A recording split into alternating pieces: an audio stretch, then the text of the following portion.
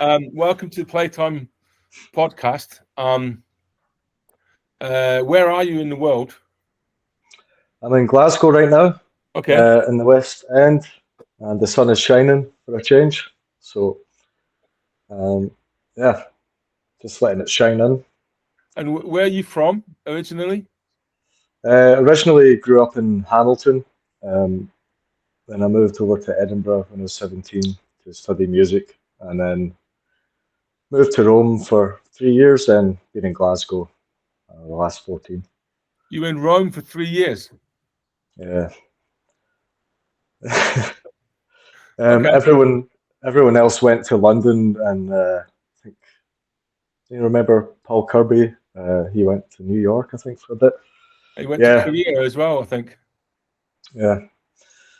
So yeah, I ended up in Italy just for a change of scene. I'm really interested in. So we don't really know each other very well. I mean, I think we played together once with John Green, in the church, which was fun. But so I'm quite interested in jazz musicians as a breed of humanity, and what makes them tick, and how they make it work, what makes them do it, so, and the choices that we have to make about where we go. So I'm quite interested in this Rome trip, so I might come back to that in a minute. Why you chose that. But and after that, I'd be really interested to know how you got into playing guitar and jazz and your route into music. Just tell us a bit about what music you're doing just now, because you seem to be doing quite a lot of different projects. Yeah, so I've been trying to just narrow things down to the point where I feel like I'm playing all the music that I would like to play. So actually, the week of Playtime, the gig that we're doing, I've got two other gigs with. One is a project called Mar, where it's kind of a quite acoustic jazz, a bit of contemporary stuff, and definitely some kind of Scottish elements. I don't know if I want to use the F word, but basically, please feel free. Yeah, that was definitely folky elements. Just over lockdown. Oh, sorry, you mean the folk word? Yeah. Yeah, I know. I'll bleep that out. Don't worry. Okay. So I just ended up in the countryside a lot, and yeah, I think like for a lot of musicians that was their first break in a while. Just city living and gigging and all that. So that's for that stuff. And then I've just recently started playing bass. The March that's for music inspired by countryside. Yeah, and just those 2 years, I had just come out of a master's as well, so I'd just felt like the music I was writing then was just a bit too dense. Started getting into some finger picking, and yeah, new sounds were just naturally coming out. Cool. Okay, well, I've been really interested to hear about the masters. Maybe we'll come back to that as well.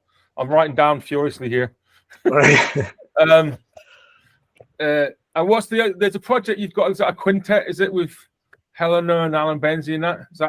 That's your music as well? Yeah, that's the Mar thing, and okay. Yeah, and I'm kind of viewing that as a collective of musicians. Just thinking about an album, I'd love to have quite a few people on it. So, I'm trying to sneakily get everyone to lend their music so they can record it. And there's just so many people I love playing with as well. So yeah, I'm like condensing that into a trio sometimes, or a quartet, and maybe think about doing a sextet, so it's kind of flexible. And are you playing a lot with other people's bands? Yeah, at the moment doing some stuff with Brody Jarvie. We had a gig in the Blue Lamp last week. Deceptive Lizard is the name of that band. Yeah. I've been playing with Mezcla up until now. That's David Howden's band doing kind of world Yeah. music. Yeah, that's great. Yeah. And yeah, I got a few things coming up. Yeah. So, how did you? Oh, yeah, and you're playing with Playtime next in a couple of weeks. You're doing the music of Sam Rivers. So why Sam Rivers? I've got a bit of a Sam Rivers connection as well. So Yeah, I don't know if like I've always had a soft spot for Sam Rivers. Since like I've been looking at, he plays a lot of free stuff, obviously, which is going to be fun. And I don't get to play that sort of thing very often, so I was hoping we could maybe do a couple of things like that. yeah, sure. But yeah, I just think like his compositions, especially like Beatrice, probably is the main one that people know in Cyclic Episode. I just like those kind of progressions, and I think it's quite forward thinking for the time. I love the album Fuchsia Swing Song.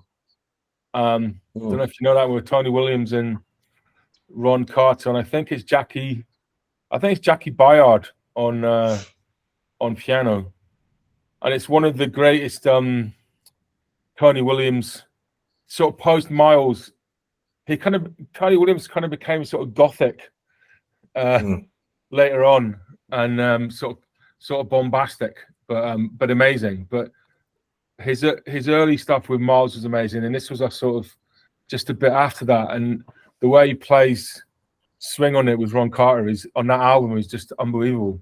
So I transcribed a couple of tracks on the album, and I actually love it. And I went to see Sam Rivers in London one time. The only thing I remember about the gig was I was with a female member of my family who I'm not going to name, but she became kind of erotically aroused by the drummer who was doing these involuntary tongue movements. And that was all I remember about the gig. It was hilariously funny. My family member not coping with the drummer. Well, that's the thing. Like, you're going to get something a wee bit different with Sam Rivers. So even up until, he's playing a few years ago. I make involuntary facial movements when I'm playing the drums, but I don't think anyone's ever got erotically aroused by them. In fact, just part of playing drums. It is, yeah. It is. A guitarist seem to not do that so much. Yeah, sometimes I get carried away. I think I make noises, which I hope people don't hear. Yeah, I like trying. Well, I'm not trying to sing what I'm playing, but I'm singing. Okay. Kinda, but not in tune. So. It's like random. George Benson / Keith Jarrett. Yeah, somewhere in between there. Hopefully. Fergus McCready was on Playtime recently, and he makes a lot of noises. And we had this microphone, like a radio mic on him, for a chat, and it got left on a couple of tunes, and it's kind of cool. But it's kind of cool. So tell us how you got into jazz and playing the guitar, and what kind of took you in that direction. I think I've always loved guitar since I can remember. Like, I had toy guitars and stuff, and there was always one sitting about the house. And I don't know. I can't really remember when I didn't play. I just gravitated towards it and begged for lessons, and then begged for an electric guitar. Got involved. What age was that you started lessons? Probably, I think in my primary school, they had a little, like, the assistant head teacher took a class after school. Okay. So that was my first sort of lesson. Then went to a guy called Tom Stevenson, who lived the town over. And he's just started. I think from the beginning we were improvising, so it was mostly simple rock and blues stuff, but just using the pentatonic scale. And that, like, immediately I was like, yeah, this is good. And whenever he was trying to get me to read music, I'd be like, oh, all right, you know. So you kind of, it was the act of improvising that got you hooked. Yeah. And I started, looking back, I started improvising quite young. Like I was always trying to make up little riffs at every stage, you know. I just sit and play solo blues and we just jam. Yeah. Are Listen to the record. your parents musical? Or your family? Not especially, no. So kind of like church background, so like a lot of like singing and that kind of thing, but nobody that really plays an instrument like seriously. My mum tinkles a bit, same as my grandpa, but yeah, not really. Did they play jazz and stuff like that in the house, or did they play any music in the house? Yeah, it was always music, and it was mostly kind of rock based. Like I remember vinyls of Queen and Fleetwood Mac and some Chuck Berry. Okay. Kind of thing. So, and so, what was their reaction when you started sitting there and playing guitar for hours and hours? Don't know. Just left me to it. Just happy that I was doing that. You know, instead of causing trouble or sitting playing computer games, I suppose. Yeah. So, and I don't really remember hearing jazz until I left high school, actually. So just pure rock until I was about 19, 20, I started studying jazz properly. So when you were at high school, were you playing in any bands, or what were you doing musically at school? Did you do exams and things? Yeah, I've been in bands since I was 12, basically, and just made my own and wrote my own music. So I think a bit of a dictator because I just knew exactly how everything should have been. So like my poor friends, I take it really seriously as well. So yeah. You were the hard ass that was, and you'd pick the name, you'd write the music, Yeah. choose the costumes. Just follow me, you'll be fine.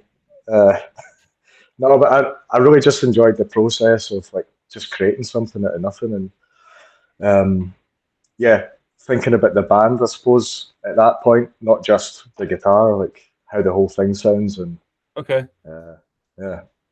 And was that something you did at school, or was it outside school? I did it in school. We practiced a couple of times a week. Yeah, just as often as possible, really. Yeah. And so how did you end up studying jazz? Because that's quite a big change of direction as a teenager. Well, you know Kevin Glasgow? Yeah, I don't know him actually. I've never met him, but I know who he is. He's a wonderful bass player mainly. I know him as a bass player. Yeah, as long as he sticks to bass, the guitar players are safe. Because if he chose to do guitar, man, no, he's a monster. So he basically, like, we just became best pals at uni. And yeah, it took him like 2 years to get me to actually try and learn jazz because I was pretty stubborn. I'm like, no, I play rock, you know. Where were you studying? What were you studying? We're at Napier doing like the popular music course there. I think it was the first year it started. Guess where I teach? Yeah. That's where I teach, yeah. Yeah. Excellent. So, you know. You should be on the alumni wall. I'm waiting for that call, yeah. Because there's this alumni wall and it's only got about 10 people on it. And there's this huge, big empty space. And it's like, so, and Richard Cass went there as well. So, yeah. Okay, I'll try and see what I can do. Yeah, cardboard cutout, statue, whatever. Yeah. But so, why did you go? I mean, just out of interest, because why did you choose to do that? It must have been like I want to be a professional musician thing. Yeah. Okay. Yeah. I think from when I was about 15, for sure 16, I was like, I'm going to be a musician, whatever I have to do. Suppose I should go and study music. So I was going to leave school in 4th year. I thought, I need to stay and get my hires and all that. Did you have like a musician who was a real hero for you at that time, like mid-teens, or any musicians that were real heroes for you, heroines? Yeah, mostly guitar players. Like, I don't know. I remember going to see Steve Vai. It was like my first ever concert. Not very jazz, but yeah, 1999 in the Barrowlands, and that was Okay. just like, yeah, that first big concert. Yeah, but just always been a guitar nerd. Just It's funny because I think there's a sort there's a sort of geek thing about becoming a musician where you kind of just get obsessed with working stuff out and in your own little world. And I've got some students that I'm teaching right now that don't have that, and I'm trying to sort of, and they're really talented and stuff, but they don't have any heroes or any, you know. So I'm trying to get them to geek because I think that it's possibly a useful stage. yeah, You know, to really study something or really study somebody and get inspired by the whole the sort of person and their music and how they do it, and sort of in terms of placing yourself into the future somehow. I haven't been successful yet. My geek experiments how to geek people who aren't geeks is not so far has not worked. All right, well, so thank you very much for coming on. A bit of this is going to be played in the interval of this week's Playtime, which is the double drum thing with me and Stu Brown and the rest of the guys. What did you think of the first half, which we've just heard? Oh, incredible. Was it you and Stuart Brown? Yeah. Yeah. And Stu's the man. Stu plays every music I think I've ever heard. Yeah. He's incredible, yeah. He's a force. Yeah, great set. Just hope we can live up to it. And, the second set. Nobody leaves. Yeah, I hope nobody leaves because it's so good. They're probably just thinking, what's the point? May as well go and get some food now. Yeah, that's it. And it's not going to get any better, so please stay. Yeah, okay. Perfect. Well, I'm glad you enjoyed the first set. And thank you so much for being here. And we'll see you in a couple of weeks. And yeah, cool. Thank you very much.